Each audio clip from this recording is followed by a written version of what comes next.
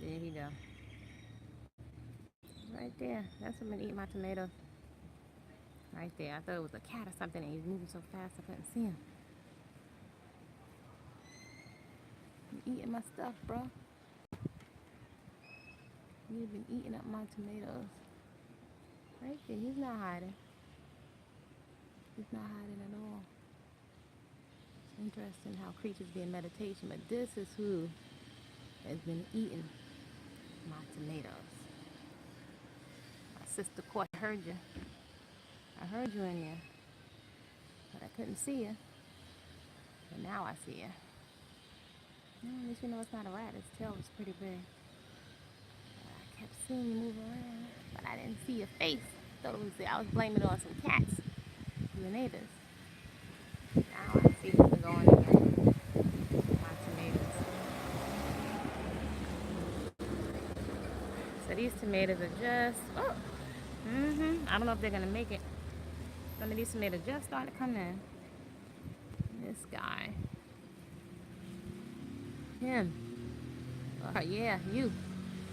You the one. You the one.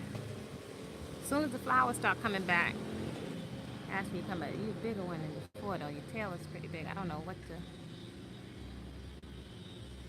Not into harming creatures. You can't be eating up all my tomatoes. They're just starting to come in. Ugh. Knew somebody was eating my tomatoes. I don't know if he eats sunflowers.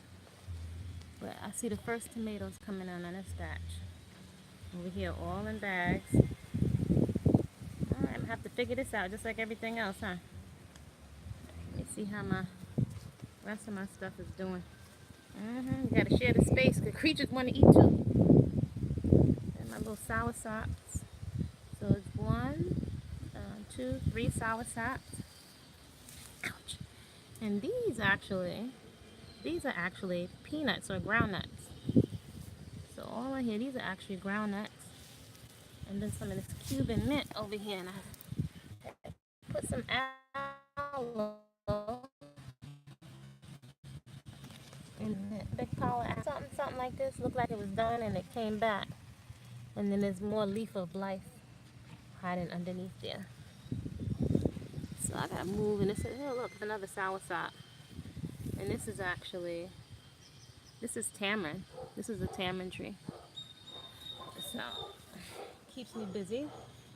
This guy ain't moving nowhere. I don't want you to stop eating my tomatoes. Don't eat my tomatoes. See him? Oh, okay. Let me get out the way. Excuse me. All right, you got the flu. I'll come back. I will come back. I ain't with fighting no creatures. You got it. You got it. Whew. You can have the floor. I ain't fighting no creatures. All right. The Nopales, that was close. The Nopales is coming along. This one needs a stake. So these sunflowers are drying, and it's dry season. It looks like we're going into dry season. So I just got some more, yeah. Collards are still coming, but I can see the difference. The season has changed up just like that. So we're going to need some water catchment. And the pineapple is coming pretty good. So I just did a lot of weeding. You see that? So it's growing. Some spinach is over here. Coming up, in Hawaiian tea plants coming. These collards are still growing. Over here, a lot more tomatoes are coming. But all of these now are going to seed at the same time. Let's see if there's some more tomatoes. Oh, there's another big one. See down there?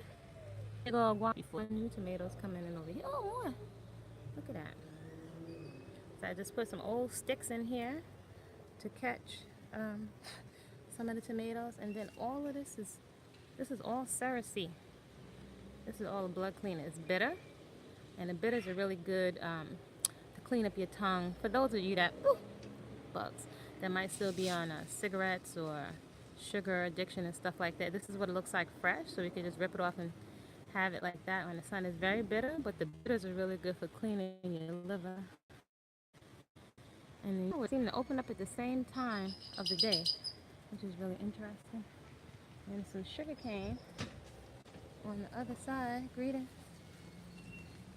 I'm out here walking barefoot. I guess they're calling that grounding now, right? My grandmother didn't call it none of that. But I had a piece of, going through the laundry, I had put a piece of sugar cane in here to sprout. Oh, let me see if I can still see it. Let me see that. This is a piece of sugar cane that my neighbor gave me. But usually sometimes it can sprout outside of here. So I put it in. Let me see. Yeah, look, it's ground. Oh my goodness, it's sprouting. Okay, so this is a piece of, I chopped off a piece of it and left me a piece. But you see that? You put it into the ground and just let it rain, and it's rooting right into the ground. So this here is sprout, and this would be a big old sugarcane bush. So I like to just watch stuff like this grow. So I don't want to bald the whole ground, because there's some things that seem like they do better. But I don't know if you can see through the bush here. My neighbor got a whole sugarcane bush, so I'll swap some with him. When it comes to, I dig all the way down in here. I know it doesn't look like anything, but this is actually a sugarcane. See? This is actually a sugarcane bush. Greetings. So this is just one piece of sugarcane, and I put it down to let it. Then these, I'm always being creative. I am the person to make a dollar. So I bought 2 pieces of some PVC pipe trellis. So squashes or things that grow up, not necessarily tomatoes. I just haven't figured it out yet. So this is like trial and error. It's a long trellis. I got it in my laundry line. And what I'm gonna do is I'm gonna bend it like an arch, so that I can have some of the things that vine up, like the peas and things, or things that need a trellis or need some support, can grow on top of it. So I'm gonna check here and see if any. Oh, look, I do see some tomatoes. So I don't know if you can see. Look, you see that baby? There's a baby right there. Yeah, sometimes you gotta look close because you won't even see this stuff. And I don't want to shake the plant, because some of these plants, they can't take the heat from your hands, and they can't take too much shaking. These I found. Yeah, self-sustaining. These videos should get. I mean, I'm a city girl. I know the ancestors from some, but I will make the best of whatever I have. I can't legally tell people to grow on the fire escape, but that's what I was doing, and I will grow some stuff in some jars in a second. For some reason, that's always been in me. I'll grow in bags. I'll grow in anything.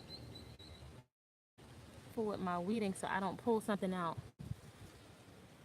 Right? Like, I can't tell if that's a scallion or if that's a weed. So I gotta take my time in here with weeding. But these sticks, all this Cuban mint is coming up. And then I got some other stuff going to seed over here. So this is good to see. So this, we don't want to rip everything out of the ground, because then we won't get a chance to see it go to seed, right? So we can collect the seeds. So this is from, this is bok choy. So yes, the critters are going to get some too. They get some and we get some. But I want to let it go to seed. Have lemon seeds. Can I grow that in my house? We could grow almost anything. But the lemon seeds and the citrus seeds are more challenging to bust, because Mother Nature put like a really nice package around them so they won't bust. But here's what you can do. You can take a paring knife, right, and take the lemon seeds and put them inside of a, what do you call it?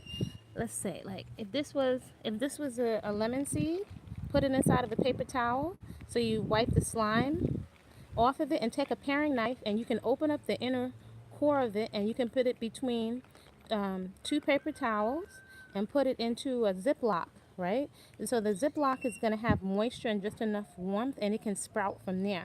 But depending on the seeds, citrus and like lemons and what do you call it? Oranges and things like that, they need moisture to sprout, and they can take a little bit longer to sprout. And so it's a good experiment to see if your food has been tampered with, to see if it'll sprout, because something that's limited living and that hasn't been tampered with GMO, how it comes out. But put the lemon seed Wipe it off so it's not so slimy. Open it with a paring knife very gently, and there's going to be an inner pit inside that you're going to put on a damp paper towel. Put it inside of a Ziploc. Don't put it in the fridge. You're going to let it sit out, and maybe keep it like in your journal or calendar somewhere, and see how long it takes to sprout. Once it sprouts, then you can put it. Ooh, bugs out here. Then you can put it into a larger pot. So you can try that for citrus. Well, all of these I drink, but they grow under different conditions. So look at these beets. See these beets popping out the ground? I like the beet greens, but I think that iguana, that's what's been eating my greens. These are growing nice. I'm glad I didn't pick them too soon. But notice these are in bags. The only thing, I don't know what temperature or what zone you're in, is you want to make sure that the plant is not too close either. Get some air circulating in your house. You don't want it too close to the heater. That's too dry heat, and you don't want it too cold next to the windowsill, right? So you want to find out what temperature it grows at and try to mimic that as much as possible. So even grow is full, you're going to learn something about the conditions. Oh, there's another tomato coming. Another two tomatoes. And that's a good thing. It doesn't hurt us anything really. Oh, wow. There's another one right there.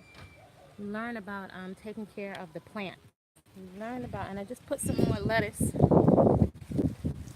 into this bag over here. So, some people think it's rich and then it's exotic. It's a simple. Ouch! Ouch! Ouch! Ants! Ants! Ah! Ah! These ants, boy, feel like they feel like little knives. Oh, something so tiny. Look at that little tiny thing. That thing will bite the heck out of you. But it's simple. It's a simple life. It's real simple. I don't go to the movies. I don't go out.